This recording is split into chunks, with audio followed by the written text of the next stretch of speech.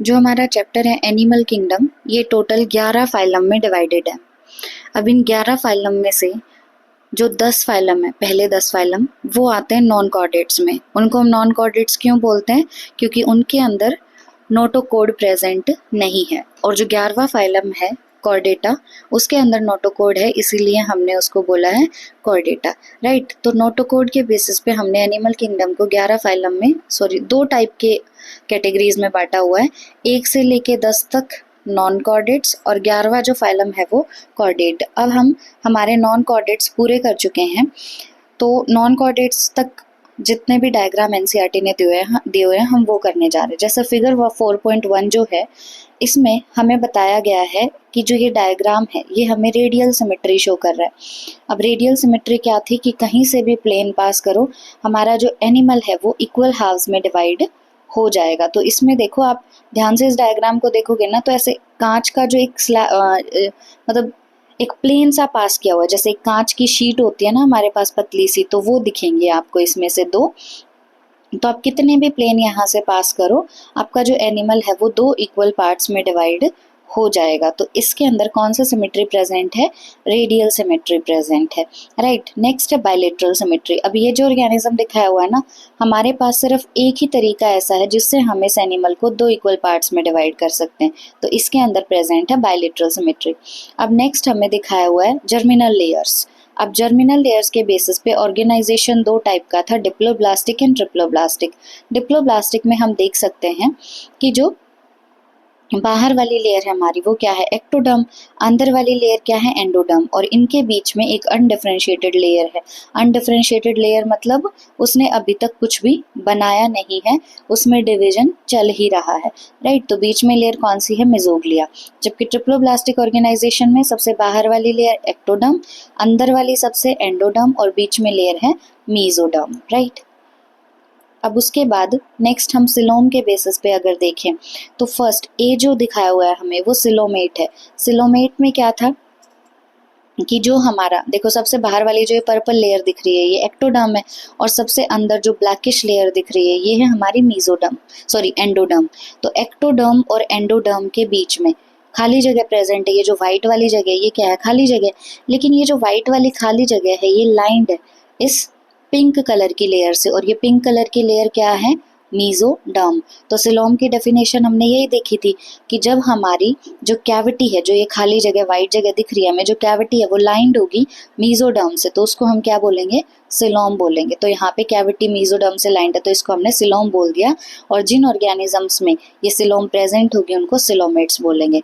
अब सी वाला डायग्राम देखो। सी वाले डायग्राम में क्या है कि जो हमारी एंडोडर्म है और जो हमारी एक्टोडर्म है, एंडोडर्म है हमारी कौन सी? ब्लैक वाली लेयर, और एक्टोडर्म है हमारी पर्पल वाली लेयर। इनके बीच में ये जो पिंक लेयर है ये मेसोडर्म है, ये तो प्रेजेंट है यहाँ पे। अब इनके अंदर कैविटी प्रेजेंट है ही नहीं, एक्टोडर्म है, मेसोडर्म है और एंडोडर्म है। मे भी मेरे से एक चीज़ गलत हो गई लेक्चर में, मैंने वहाँ पे शायद ये बोला है, आप चेक कर लीजिएगा, कि कैविटी तो प्रेजेंट होगी पर वो मेसोडर्म से लाइन नहीं होगी। तो ऐसा नहीं होता ए सिलोमेट्स में। ए सिलोमेट्स में है कि ए सिलोम, यानी वहाँ पे सिलोम प्रेजेंट है ही नहीं, वहाँ पे कैविटी है ही नहीं। तो देखो यहाँ एंडोडर्म और एक्टोडर्म के बीच में कोई कैविटी ही नहीं है, कोई खाली जगह ही नहीं है, सिर्फ क्या प्रेजेंट है? मेसोडर्म प्रेजेंट है, राइट। तो ये एक करेक्शन कर लीजिएगा कि ए सिलोमेट्स में क्या होता है? एक्टोडर्म, एंडोडर्म, इनके बीच में मेसोडर्म, कोई भी कैविटी नहीं है, कोई भी सिलोम नहीं है, राइट। उसके बाद हमने सूडोसिलोमेट्स देखना है। अब सूडोसिलोमेट्स में देखो, पर्पल वाला एक्टोडर्म, ब्लैक वाला एंडोडर्म, इनके बीच में कैविटी प्रेजेंट है, व्हाइट वाली जगह क्या है? कैविटी है, राइट। लेकिन ये जो कैविटी है यहाँ पे, इसमें जो मेसोडर्म है ना वो लगातार कंटिन्यूस लेयर की फॉर्म में प्रेजेंट नहीं है, वो ऐसे पाउचेस की फॉर्म में प्रेजेंट है, थोड़ी थोड़ी जगह पे बिखरी हुई है, राइट। तो ये जो स्कैटर्ड पाउचेस हैं मेसोडर्म के, ये कंटिन्यूस लेयर ना होके कहीं कहीं पड़े हुए हैं, इसीलिए हम कहेंगे कि ये सिलोम तो है लेकिन ये ट्रू सिलोम नहीं है, ये सूडोसिलोमेट है, सूडोसिलोम है। और जिन एनिमल्स के अंदर ये सूडोसिलोम प्रेजेंट होगी उनको हम बोलेंगे सूडोसिलोमेट्स। अब नेक्स्ट एनसीईआरटी ने, अब ये एक फ्लो चार्ट दिया हुआ है एनसीईआरटी ने, फटाफट इसको देख लेते हैं। देखो चैप्टर कौन सा है? एनिमल किंगडम, तो किंगडम जो है वो एनिमेलिया है। अब एनिमेलिया किंगडम के जो सारे मेंबर हैं वो कैसे होंगे, मल्टी सेल्यूलर होंगे। कोई भी मेंबर एनिमल किंगडम में यूनिसेल्यूलर नहीं होता। तो एनिमेलिया किंगडम के सारे मेंबर क्या हैं, मल्टी सेल्यूलर हैं। अब जो किंगडम एनिमेलिया है इसको हमने दो टाइप में बांट रखा है, एक सेल्यूलर लेवल ऑर्गेनाइजेशन और एक ऑर्गेनाइजेशन है जहाँ पे सेल ने मिलके बना दिया टिश्यू, टिश्यू ने मिलके बना दिया ऑर्गन, ऑर्गन ने मिलके बना दिया ऑर्गन सिस्टम। तो लेवल ऑफ ऑर्गेनाइजेशन दो टाइप के, सेल्यूलर लेवल और टिश्यू ऑर्गन या ऑर्गन सिस्टम। अब सेल्यूलर लेवल के जो ऑर्गेनिजम्स होते हैं उनके अंदर वो क्या होंगे, सिमेट्री नहीं होगी उनके अंदर, वो मोस्टली एसिमेट्रिकल होंगे, राइट। मोस्टली एसिमेट्रिकल हैं और बॉडी कैविटी उनके अंदर प्रेजेंट नहीं होगी, सिलोम उनमें प्रेजेंट नहीं होगी, तो वो होंगे एसिलोमेट्स, राइट। और ये कंडीशन प्रेजेंट है फाइलम पोरीफेरा में, राइट। तो ये याद रखना होगा हमें। उसके बाद है टिश्यू ऑर्गन या organ system level of organisation में अगर हम देखें तो यहाँ पे जो फाइलम हमें मिलेंगे उनमें सिमेट्री या तो रेडियल होगी या बायलेटरल होगी। अब रेडियल सिमेट्री वाले जो हैं उनके अंदर जो बॉडी कैविटी या सिलोम वाली कंडीशन है वो एसिलोमेट कंडीशन होगी। क्यों, क्योंकि उनके अंदर भी सिलोम प्रेजेंट नहीं है। अब ऐसे फाइलम हमारे पास दो हैं, एक सिलेंट्रेटा और एक टिनोफोरा। सिलेंट्रेटा के मेंबर्स को और हम क्या बोलते हैं, नाइडेरियंस बोलते हैं, राइट। यानी सिलेंट्रेटा और टिनोफोरा में कौन सा सिमेट्री है, रेडियल सिमेट्री है, राइट। अब उसके बाद आते हैं बायलेटरल सिमेट्री वाले। बायलेटरल सिमेट्री वालों में तीन कंडीशन हो सकती हैं सिलोम की, या तो वो एसिलोमेट होंगे या सिलोमेट होंगे या सूडोसिलोमेट होंगे। अब एसिलोमेट यहाँ पे बस एक है, प्लेटीहेल्मिन्थ्स, राइट। यानी प्लेटीहेल्मिन्थ्स में कोई भी बॉडी कैविटी या कोई भी सिलोम प्रेजेंट नहीं होती। और सूडोसिलोमेट का एग्जाम्पल है एस्केल्मिन्थ्स, ये हम बहुत अच्छे से याद कर चुके हैं जब मैंने सिलोम पढ़ाया। फिर सिलोमेट्स में क्या आएगा, एनेलिडा से लेके, एस्केल्मिन्थ्स के बाद कौन सा फाइलम था, एनेलिडा। एनेलिडा से लेके आगे जितने भी फाइलम है ना सब में ट्रू सिलोम प्रेजेंट होगी, तो वो है सिलोमेट्स। अब नीचे एक स्टार मार्क दिया हुआ है इन्होंने, काइनोडर्म्स एग्जिबिट रेडियल और बायलेटरल सिमेट्री, और वो डिपेंड करता है स्टेज पे। स्टेज मतलब लार्वल स्टेज है या अडल्ट स्टेज है। अडल्ट स्टेज है तो रेडियल सिमेट्री, लार्वल स्टेज है तो बायलेटरल सिमेट्री। अब पहला जो फाइलम है हमारा पोरीफेरा, उसको हम देख के चलेंगे।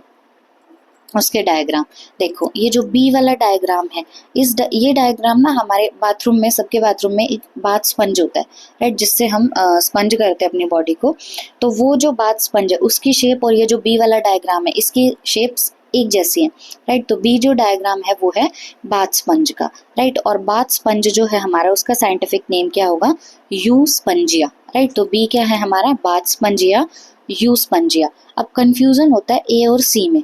देखो जो सी है ना, सी है हमारा स्पॉन्जिला। स्पॉन्जिला क्या था, फ्रेश वाटर स्पंज। अब देखो स्पॉन्जिला में क्या आ रहा है, एल आ रहे हैं ना, दो एल आ रहे हैं। और ये स्पॉन्जिला की शेप देखो, इसमें कितने एल लाइक स्ट्रक्चर बन रहे हैं, बहुत सारे एल लाइक स्ट्रक्चर बन रहे हैं। तो सी जो है वो है क्या है हमारा, स्पॉन्जिला। और स्पॉन्जिला क्या है, फ्रेश वाटर स्पंज। बाकी जो पोरीफेरा के मेंबर्स वो कैसे होते हैं, मेराइन होते हैं, राइट। ए बच गया हमारा, वो क्या होगा, साइकॉन। साइकॉन का कॉमन नेम क्या था, स्काइफा, ठीक है। तो ए है हमारा sycon, that is scypha. B है हमारा euspongia, that is bath sponge. And C है हमारा spongilla, that is fresh water sponge. अब हम आते हैं फाइलम सिलेंट्रेटा में, जिसके मेंबर्स को हम नाइडेरियंस भी बोलते हैं। अब यहाँ पे ए जो डायग्राम दिया हुआ है, ए डायग्राम के नीचे ही उसकी कंडीशन भी दी हुई है कि कौन सी कंडीशन वो एग्जिबिट करेगा। पहले बी को देखो, देखो बी को हमें देखने से ही पता चल रहा है कि ये एक जगह पे फिक्स मिलेगा, मतलब ये सेसाइल मिलेगा, राइट। अब सेसाइल मतलब जो मूव ना कर सकता हो, एक ही जगह पे फिक्स हो, राइट। तो बी जो डायग्राम है वो है अडैम्शिया का। अडैम्शिया क्या था हमारा, सी एनिमोन, राइट। अब जो बी डायग्राम है अडैम्शिया, उसकी शेप हमें दिख रही है, सिलेंड्रिकल है। और सिलेंड्रिकल शेप किसकी थी, पॉलिप की। तो जो बी डायग्राम दिया हुआ है वो कंडीशन कौन सी है, पॉलिप की है, राइट। अब ए अगर हम देखें तो ए की शेप कैसी है, अम्ब्रेला जैसी। और अम्ब्रेला जैसी शेप किसकी थी, मेडूसा की। वो कैसे थे, फ्री स्विमिंग थे, राइट। तो अब ए जो है वो दिया हुआ है ओरेलिया। ओरेलिया का कॉमन नेम क्या था, जेली फिश, राइट। तो ए क्या है, Aurelia, that is jelly fish, umbrella जैसी शेप है। और बी जो है वो सिलेंड्रिकल है, पॉलिप है, राइट, और सेसाइल होगा। अब उसके बाद सिलेंट्रेट्स में ही डायग्रामेटिक व्यू दिया हुआ है नाइडोब्लास्ट का। तो बी डायग्राम हमारा किसका है, नाइडोब्लास्ट का है।